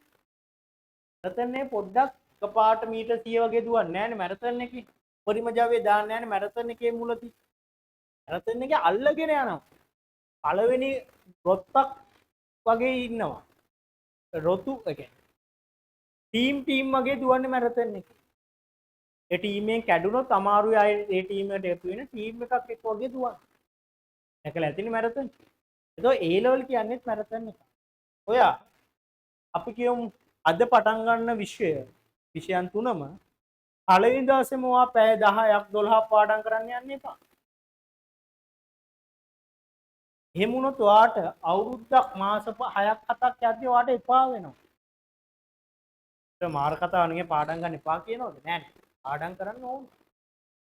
හැබැයි අර උපරිම ජවය දාන්න එපා. දවසට පැය විෂයන් තුනම පුතේ පැය 3ක් එක විෂයකට පැයක් ක්ලාස් දෙනවනවා ක්ලාස් ඇවිල්ලා ඉගෙන ගන්නවා. ක්ලාස් එකේ හොඳ අවධානයෙන් පාඩම් ටික අහලා ඔන්ලයින් යනවා නම් හරියට තමන්ගේ පොත් මේසයක් තියෙනවා ඒක රෙඩි කරලා වෙන කට්ටියට ඩිස්ටර්බ් කරන්න එපා කියලා එහෙම නැත්නම් ඔයාට ඩිස්ටර්බ් වෙන්නේ නැති තැනක ඔයා ඒ තැන හදාගෙන ඔන්ලයින් එක පටන් ගන්න වෙලා ඉඳන් ඉවර වෙනකන් ඉන්න. ඇදදි නිදා ගන්න කන එක බත් කන්න ඔන්ලයින් එකේදී අපි යෝග රෙකෝඩින් එක බලන්න පුළුවන්නේ ජීවිතේට බැලෙන්නේ නැහැ. හරිද? ඔන්ලයින් ළමයිගේ වැරද්දක් තමයි පස්සට කරන්න තියන්නේ. ඔය දවස් තියෙනවනේ. අවම අවුරුදු අප්පෝ දෙකක් තියෙනවා. රෙකෝඩින් එක 10 පාරක් වුණා බලන්න. ජීවිතේට පුතේ බැලෙන්නේ නැහැ. ඒක පළවෙනි දවසේ රෙකෝඩින් එකේ නම ඒක බලන්නේ නැහැ. ඊළඟ දවසේ බලන්න කියතන් ඉන්නවා.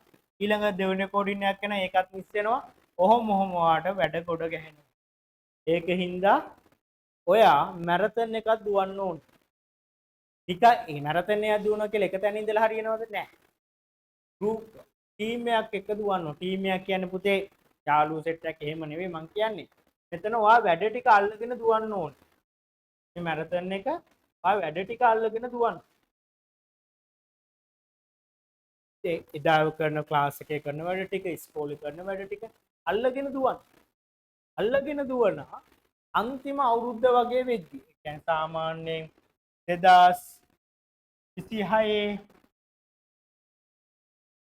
7 වෙනි මාසේ වගේ වෙද්දි දැන් ඔයාගේ අර එෆර්ට් එක දාන්න. ඔය ෆුල් ගැම්ම අරගෙන දුවන්න ගන්න. ටික ටික ගැම්ම වැඩි කරගන්න. මේ ටික වැඩි කරගන්න ටික ටික. අන්තිම කාලෙදී 12 වසරේවත් පාඩම් කරන්න ඕනේ. 13 අලුතෙන් දේවල් එනවා. එන්නේ අමාරු කරුණු. ඒවත් පාඩම් කරන්න ඕනේ. පේපර්ස් කරන්න ඕනේ. ෂෝට් නෝට් ගන්න ඕනේ. ක්ලාස් යන්න ඕනේ. පේපර් ක්ලාස් ගිහින් පේපර් කරන්න ඕනේ. මේ මෙතෙන්දී ඔයාගේ ෆුල් ඩම් එක දාන්න. ඒ ඩම් එක දාලා අවුරුද්දක් ඇතුළත ෆුල් වාගේ එෆර්ට් එක දාලා අවුරුද්දක් වාට ඇදන් යන්න පුළුවන්.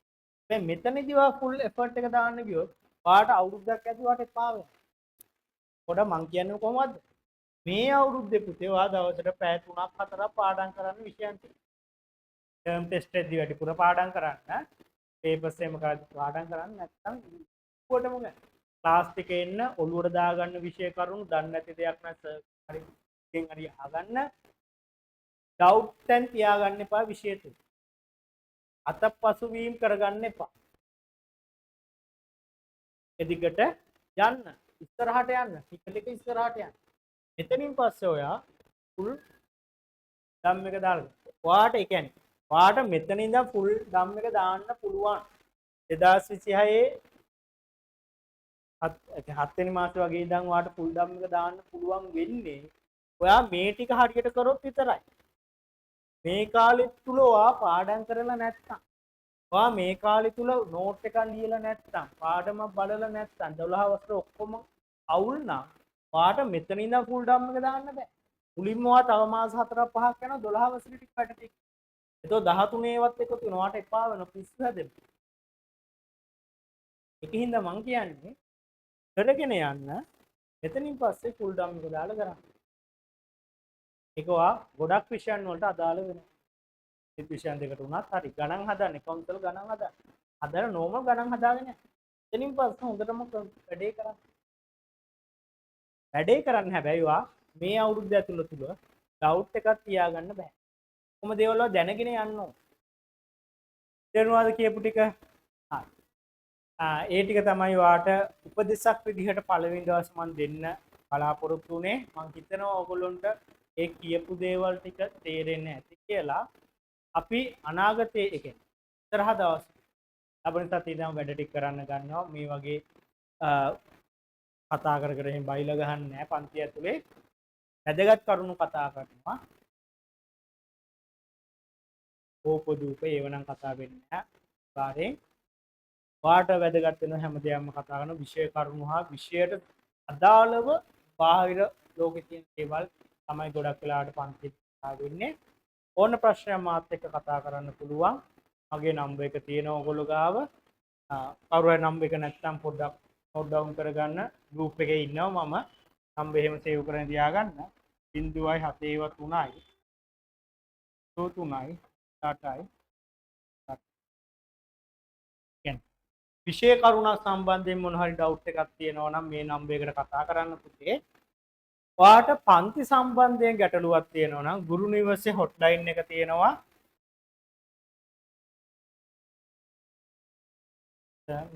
ෆෝන් නම්බර් එක තියෙනවා. ඒ ගෲප් එකේ තියෙනවා.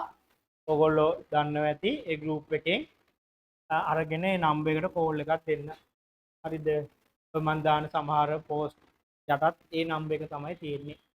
විෂය සම්බන්ධයෙන් මොන හරි ප්‍රශ්නයක් තියෙනවා නම් මගේ නම්බර් එකට කෝල් එන්න හරි පන්තියක හිටියොත් ගොඩක් අයට ෆෝන් එක ආන්සර් කරන්න නැති වෙයි පුතේ මැසේජ් එකක් දාලා තියන්න මම පුළුවන් වෙලාවක ඔයාගේ ඒ ප්‍රශ්නට උත්තරේ ලබා දෙනවා හරිද ඊට පස්සේ පුතේ මම අද දවස් තුල කතා කරන්න බලාපොරොත්තු වෙන ඊළඟ දේ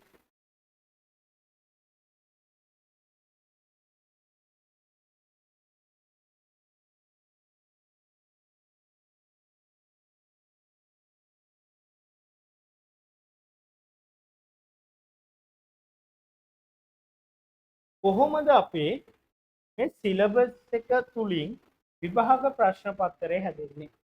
පේපර් එක හැදෙන්නේ කොහොමද? දැන් පළවෙනි පිටුවේ ලිව්වනේ පුතේ අපේ විෂය ධාරාව එහෙමද සිලබස් එක ලිව්වනේ.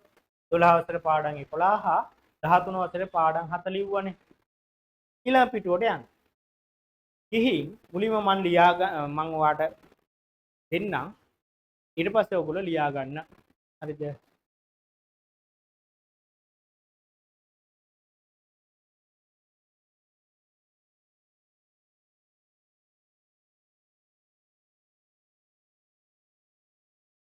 පුතේ A level විභාග පේපර් එක ඔයගොල්ලොන්ට පේපර්ස් දෙකක් හම්බ වෙනවා. පළවෙනි පත්‍රය පළවෙනි පේපර් එකයි සෙකන්ඩ් පේපර් එකයි දෙවෙනි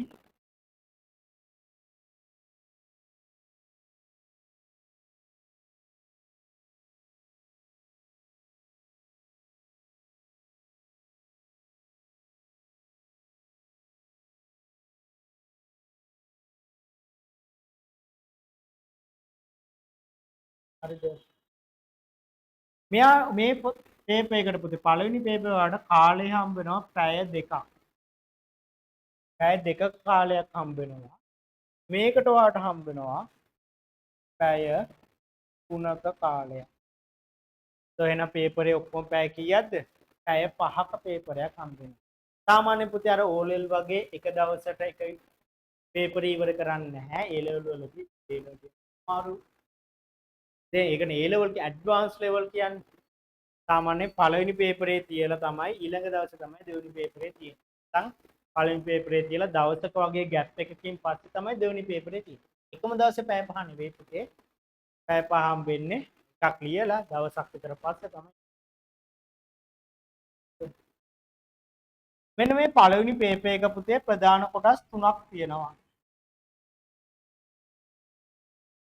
වාට බහුවර්ණ ප්‍රශ්න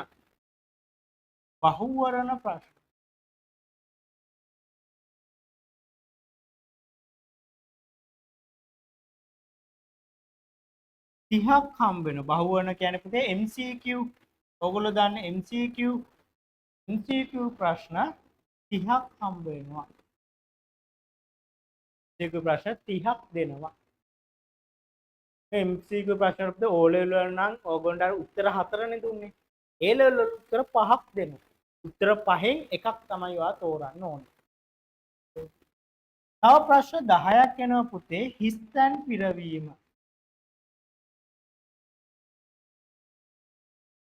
පිරවීම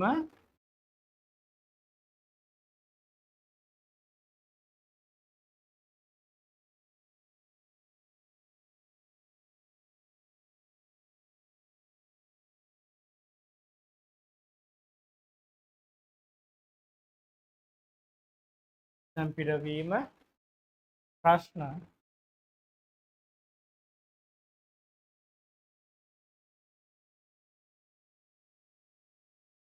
හිස්තැන් පුරවන ප්‍රශ්න 10ක් හම්බ. ඊට පස්සේ තව ප්‍රශ්න 10ක් හම්බ වෙනවා පුතේ. කෙටි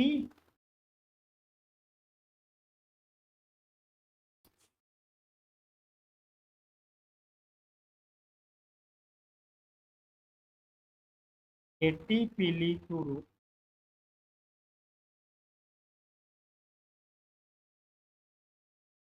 ප්‍රශ්න කෙටි පිළිතුරු ප්‍රශ්න 10ක් හම්බ. එතකොට පුතේ ඔයාලට ඔක්කොම ප්‍රශ්න කීයක් හම්බ වෙනවද? මෙතන 30යි, මෙතන 10යි, මෙතන 10යි. ඔක්කොම ප්‍රශ්න 50ක් හම්බ වෙනවා. කෙටි පිළිතුරු ප්‍රශ්න 50ක් හම්බ වෙනවා ඔයාලට.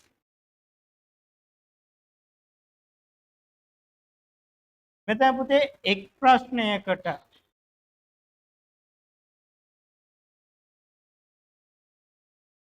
ලකුණු දෙක බැගින් මුළු ප්‍රශ්න 50ට බැගින් කොටයින්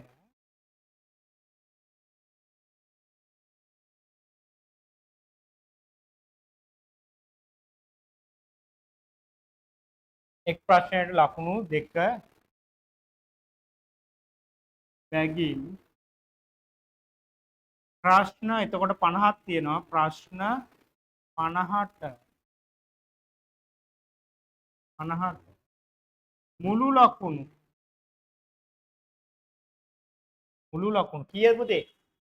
දෙවරක් 50 මුළු ලකුණු ආට 100ක් හම්බ වෙනවා. 100කි. කොහොම තමයි පළවෙනි ප්‍රශ්නේ හැදෙන්නේ.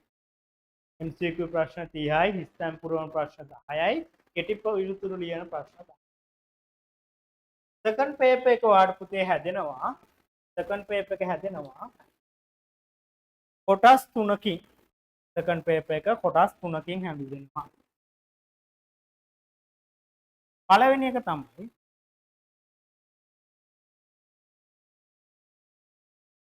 පළවෙනි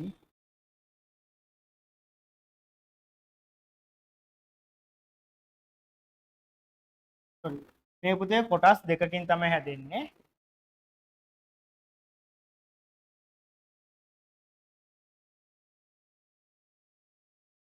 A කොටස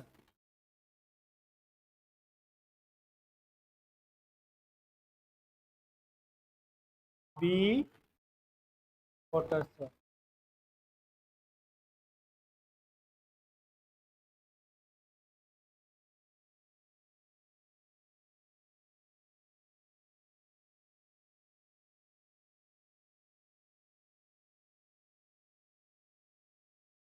ඒ කොටස කියන්නේ පුතේ ඔයාගේ 12 ශ්‍රේණියේ පාඩම් ටිකෙන් මේක හදන්නේ 12 වසර.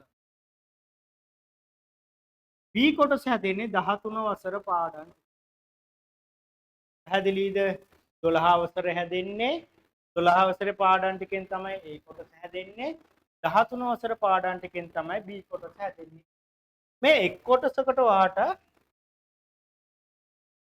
මුළු ප්‍රශ්න 4ක් හම්බ වෙනවා. ප්‍රශ්න 4ක් හම්බ වෙනවා. B කොටසත් පුතේ මුළු ප්‍රශ්න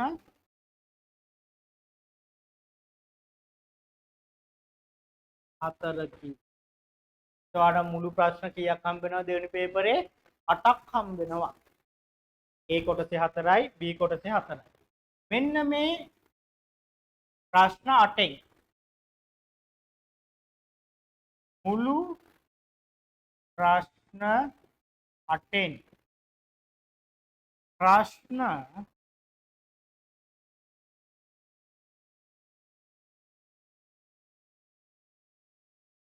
මුළු ප්‍රශ්න 8න් එක් කොටසකින් එක් කොටසක් කියන්නේ A කොටස හෝ B කොටස එක් කොටසකින්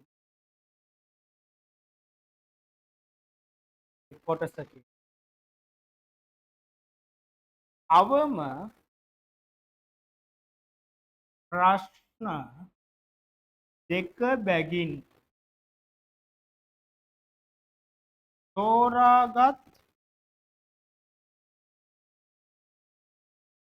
ප්‍රශ්න 5කට පිළිතුරු සැපය යුතුය. මොකද මේ කියන්නේ පුතේ? ප්‍රශ්න 8ක් දෙනවා, එකකින් දෙකක් තෝරගන්න කියනවා, 5කට ලියන්න කියනවා. මොකද්ද කියලා දෙන්නේ? ප්‍රශ්න 8ක් තියෙනවනේ. ඒ ප්‍රශ්න 8න් පුතේ ඔයා එක කොටසකින් අඩුම දෙකක් තෝරගන්න ඕනේ. ඒ කියන්නේ A කොටසෙන් මේ ප්‍රශ්න 4න් දෙකක් ලියන්න ඕනේ. B කොටසේ ප්‍රශ්න 4න් දෙකක් අනිවාර්යෙන් ලියන්න ඕනේ. එතකොට ප්‍රශ්න කීයක් ලියලාද? මෙතනදී A කොටසේ 2යි B කොටසේ ප්‍රශ්න 2යි ප්‍රශ්න 4යි. හැබැයි අපිට ප්‍රශ්න 5කට උත්තර ලියන්න කියනවනේ. මේකෙන් ඔයා ප්‍රශ්න දෙකක් ලියුවට පස්සේ ඉතුරු වෙනවනේ ප්‍රශ්න දෙකක්. මේකෙත් ඔයා ප්‍රශ්න දෙකක් ලියුවට පස්සේ තව ප්‍රශ්න දෙකක් ඉතුරු වෙනවනේ. එතකොට ඉතුරු වෙච්ච ප්‍රශ්න කීයද? ඉතුරු වෙච්ච ප්‍රශ්න 4යි. ඒ 4න් ඔයා එකක් ලියන්න ඕන. එතකොට ඔයාට තෝරගන්න ඔප්ෂන් දෙකක් තියෙනවා. ඒ කියන්නේ A කොටසෙන් ඔයා කැමති නම් ප්‍රශ්න 3ක් ලියුවොත් B කොටසෙන් ඔයා ප්‍රශ්න දෙකකට ලියන්න ඕනේ. ඒක ප්‍රශ්න 5යි. ඔයා A කොටසෙන් දෙකකට ලිව්වොත් අනිවාර්යෙන් B කොටසෙන් ප්‍රශ්න 3කට ලියන්න ඕනේ. කිව්වේ තේරුණාද? එක කොටසකින් අනිවාර්යෙන් දෙකක් ලියන්න ඕනේ. ඉතුරු වෙන ප්‍රශ්න 4න් කැමති එකක් ඔයා A කොටසෙන් හරි B කොටසෙන් හරි ඔයාට ලේසි කොටසකින් තෝරගෙන ලියන්න. එතකොට ඔයා මුළු ප්‍රශ්න ඔක්කොම 5ක් ලියනවා. පේපර් කරද්දි තව තේරෙයි ඕගොල්ලෝ මේ ගැන.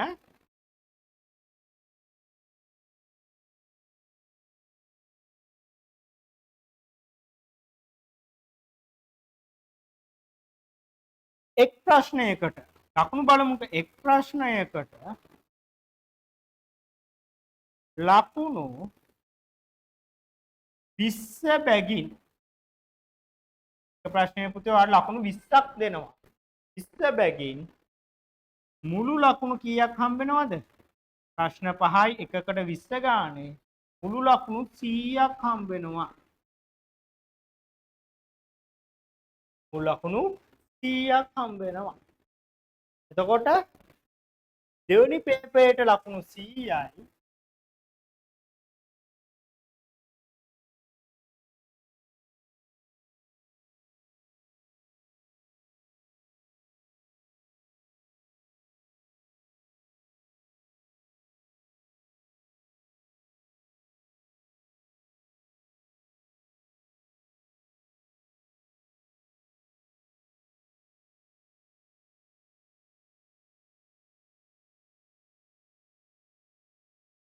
එනවනේ පුතේ පළවෙනි පත්‍රයට ලකුණු 100යි දෙවෙනි පේපරයට ලකුණු 100යි මෙන්න මේ ලකුණු 200 එකතු කරලා දෙකෙන් බෙදලා ඔයාගේ ෆයිනල් ලකුණු ගාන ගන්නවා අන්න ඒක ඔයා 75ට වැඩි නම් පාට ඒකක් හම්බ වෙනවා 75ට වැඩි නම් ඒකක් 65යි 74යි අතර නම් P එකක්. ඔය විදිහ තමයි ලකුණු හම්බ වෙන්නේ. ඕගොල්ලෝ මෙන්න මේක ලියා ගන්නකො.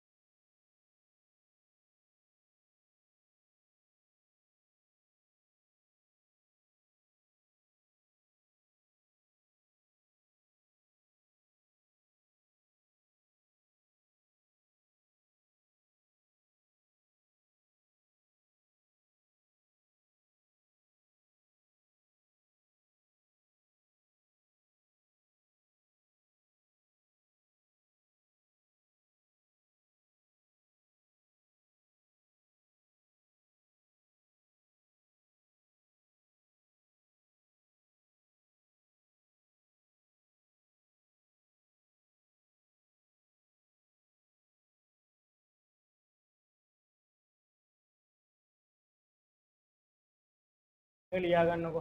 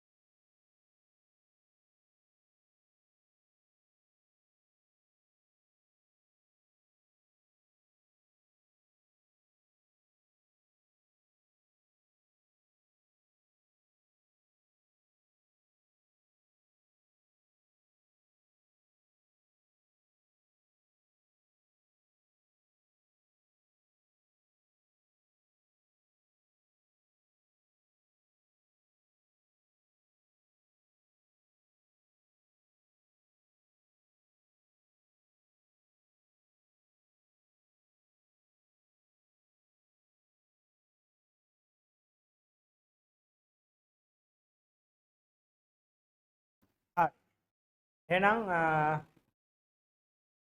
ඔය ටික තමයි අපි පළවෙනි දවසේ කතා කරන්න ගියේ මම.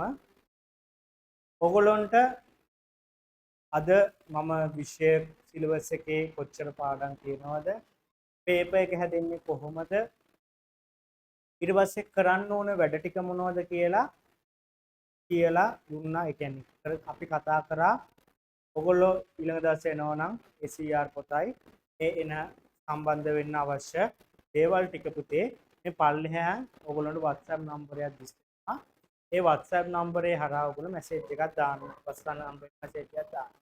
දැම්මට පස්සේ ආයතනයේ ඔයගොල්ලන්ට කොහොමද මේ ක්ලාස් එකට සම්බන්ධ වෙන්න ඕනේ? ටියුට් තියෙනවා නම් ඒව කොහොමද ගෙන්න ගන්නෙ? ඒ විස්තර ටික ඔයගොල්ලන්ට දන්වයි. පැහැදිලිද? එතකොට මොන හරි ප්‍රශ්නයක් තියෙනවා අපේ ගෲප් එකක් තියෙනවා. ඒ ගෲප් එක හරහා ඔයගොල්ලන්ට මැසේජ් දාලා වැඩ ටික කරගන්න පුළුවන්. මැසේජ් එකක් දාලා දැම්මට පස්සේ ඒකට රිප්ලයි ඔයගොල්ලන්ට හම්බ වෙයි. ඊළඟ කාරණේ කියන්න තියෙනවා අපේ ඔන්ලයින් හා ෆිසිකල් ආකාරයෙන් මේ පන්තිය පවත්වනවා. ඕගොල්ලන්ටම පුළුවන් ඔයගොල්ලෝ යාළුවන්ට මේ පන්තිය ගැන දැනුවත් කරන්න. ඒක මට කරන උදව්වක් විදිහට ඕගොල්ලෝ මේ වැඩේ පුළුවන් නම් කරලා දෙන්න. බලකිරීමක් නෙවෙයි. මොකද මේ වැඩෙන් ඔයා වගේම ඔයාගේ යාළුවත් ගොඩ යන්න යාළුවත් එක්කම ඉන්න හැමෝම එක්කම ගොඩ යන්න බලාපොරොත්තු වෙන තනියෙන් යන්න පුළුවන් ගමනක් නෙවෙයි. බිම කියන්නකො මේක තනියෙන් යන්න පුළුවන් ගමනක් නෙවෙයි. තරංකාරී විභාගයක් වුණාට කට්ටියක් එක්ක වැඩ කරද්දී තමන්ටත් නිකම්ම බැරි දේවල් පුළුවන් වෙනවා. ඔයා දන්න දෙයක් යාළුවෙක් ඉන්න. ඒකෙන් ඔයාගේ දැනුමත් වර්ධනය වෙනවා. ඔයාටත් ඒ දේ විභාගයකට ආවොත් ලියාගන්න හැකියාව හම්බ වෙනවා. එතකොට පන්තිය ගැන ඒටි විස්තර ආයතනයේ හරහා ඔයගොල්ලෝ දැනගන්න පුළුවන්.